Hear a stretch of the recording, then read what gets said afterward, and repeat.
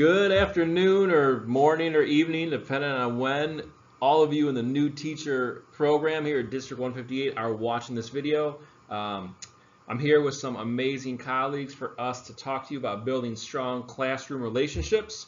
My name is Mike Earnshaw. I am Principal Extraordinaire here at Oak Glen Elementary School. And with me we have... I'm Megan Sikowski. I'm the Assistant Principal here at Oak Glen. I'm Sean Walsh. I'm the Programs Coordinator here at District 158. And I'm Linda Albrecht, the Assistant Principal at Lester Croft. All right, so we're going to get rolling on this. All right, so I'm just going to kind of give you a brief overview before I turn it over to my colleagues here, kind of understanding what classroom and school culture is.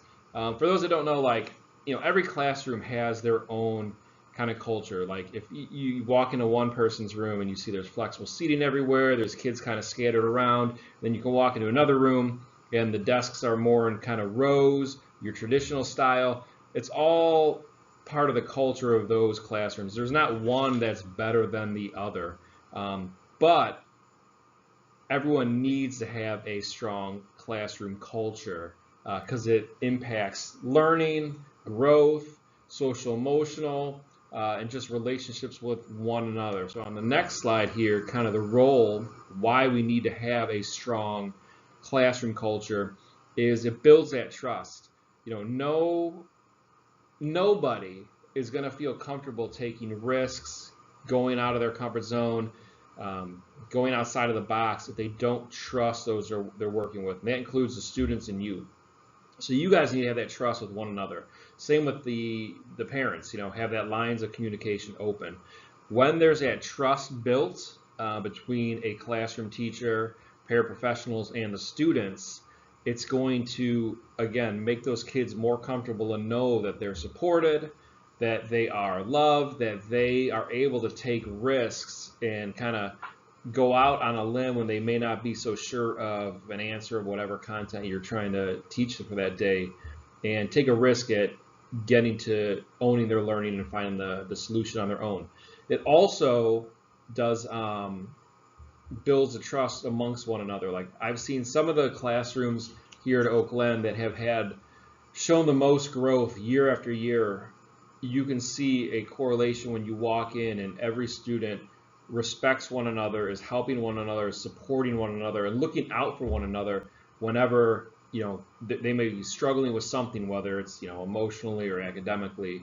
All of those things lead to just progress for the whole child, not just academics. And we're actually going to flip the computer around because it's recording videos of us. So I'm going to flip this computer to Mr. Walsh. You can see yourself down that little box. Wonderful. Hi. Okay. So our next one is just basically strategies for building strong teacher and student relationships. Everybody has those icebreakers at the beginning of everything, but you need to build those relationships right away. You need to get to know your students, especially having that effective communications. Make sure that their voices are heard. And make sure that you're creating that safe space for the kids.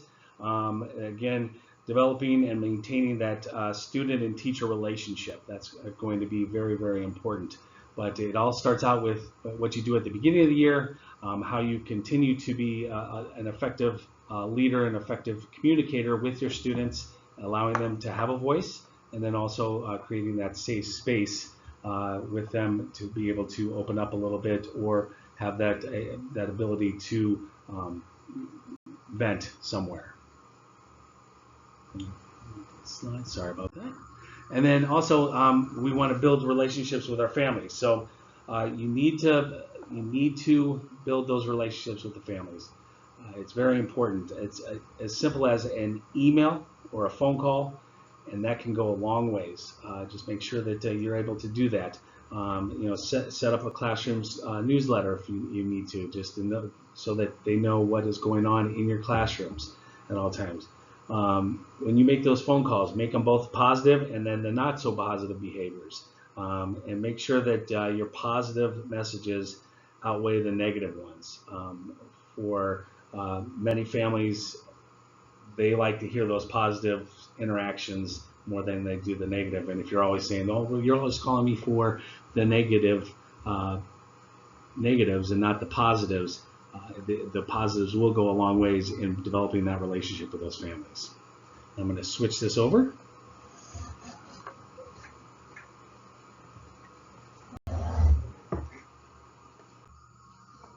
Now we're doing encouraging positive peer relationships in the classroom. One thing you want to do is have set intentional lessons and activities that focus on social emotional learning. Our second step program is a great resource for that, as well as other resources we have in the district. But it's important to focus on social emotional learning just as you do the other content areas. This allows the students to be more ready to learn what you have to teach. You also want to do teamwork activities so you can build that trust that Mr. Earnshaw was talking about earlier. You want to have maybe some team building exercises where they need to work together to achieve a common goal. So they learn to trust each other, and also practicing with that, what happens if someone has difficulty? Do you put them down or do you help them? Then we also work on conflict resolution strategies. You can do some role-playing exercises to teach how to solve different problems and conflicts. This is something maybe you can do in a class meeting. You could use real life conflicts that have maybe happened that day and talk about as a class, brainstorm what way you could solve that problem. Or you can come up with frequently occurring problems that happen on your grade level in order to teach the students on how to resolve those conflicts themselves. Also, we want to create a positive classroom environment. One way to do that is establishing expectations. It is very important that the students know what behavior is expected of them and it stays consistent. The expectations should be reviewed frequently and also taught. They may not know how to reach a certain expectation depending on their background. We also want to do positive reinforcement methods. You want to praise and use rewards, but especially using intrinsic rewards that they know to do the right thing because it is the right thing to do, no matter if someone's watching or what the circumstances are. And then addressing behavioral challenges is doing that with dignity for the student. Talking to them about what they could have done to make a different choice and how it could have come out in a better way. Now I'm going to flip it over.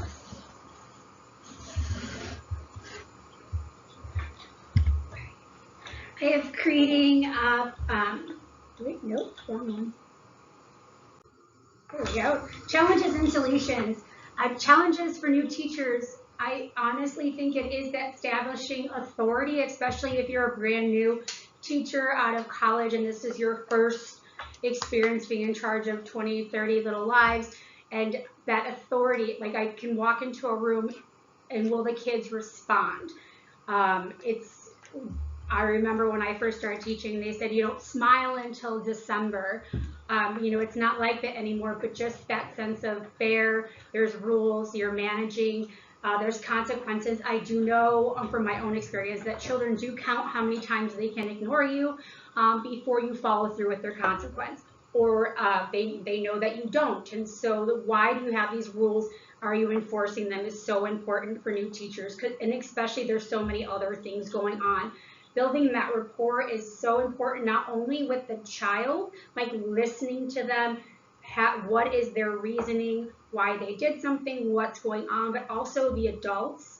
A lot of times when I get students here, I have the time to sit back with two students that might have been brought to me for fighting and what started this, what happened before. And it's something so simple as she had my pencil and it turned into something big. But taking that time to listen to what their side and let them feel heard, because right away if you just assign consequences and don't listen to them, they're going to go under that assumption that we always hear it, and they never believe me.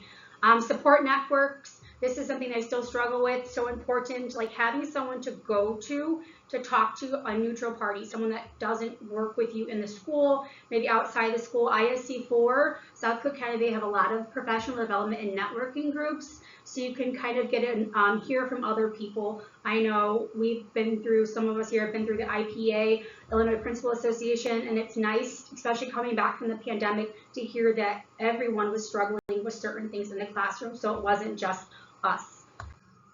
Practical tips and best practices, daily check-ins, incorporating the morning meeting. We started implementing this towards the end of my career in the Chicago Public Schools, and we had some pushback from teachers regarding there's no buy-in. Middle school students aren't going to sit there and listen to each other, and they read the room. If you buy in and you set the example, it becomes like part of their daily routine, there is that buy-in. And I remember when one teacher tried pulling it or skipping over it, the kids needed that Monday morning check-in. And then it kind of gives you a feel for how they're doing and how you can start the day. Gratitude journals, we have the younger kids use the drawing journals, we have doodling, writing, giving the students a way to either kind of write how they're feeling or how they're doing, or those positive Post-it notes. They're all over our school. I know Mr. Earnshaw leaves Post-it notes on all the teachers' computers, but maybe doing that on the student's desk. Like, that was a great job. I loved how you solved that problem by yourself. Thank you for asking a friend. Interactive groups and games. Those team building is so important, because we're here to teach them how to interact appropriately with their peers and how to be patient, and how to promote collaboration, in the sense that how do you work with someone? If you had me in a group, any sporting group, I don't play any sport where there's a ball involved, and I constantly go like this. So if I'm on your team, you're going to have to be patient with me, and you are going to have to teach me, Megan, put your hands down. You have to try to catch the ball, but just, having a realistic conversation with those kids about, what your strengths, your weaknesses are, and you were lucky enough to have someone work with you. That's it. Mike, Tag. All right, so thanks. We hope you enjoyed our video, trying to keep it short and sweet because we know time is valuable for educators. If you have any questions about classroom or school culture, you can reach out to any of us, and we hope you have a successful and productive end of the school year.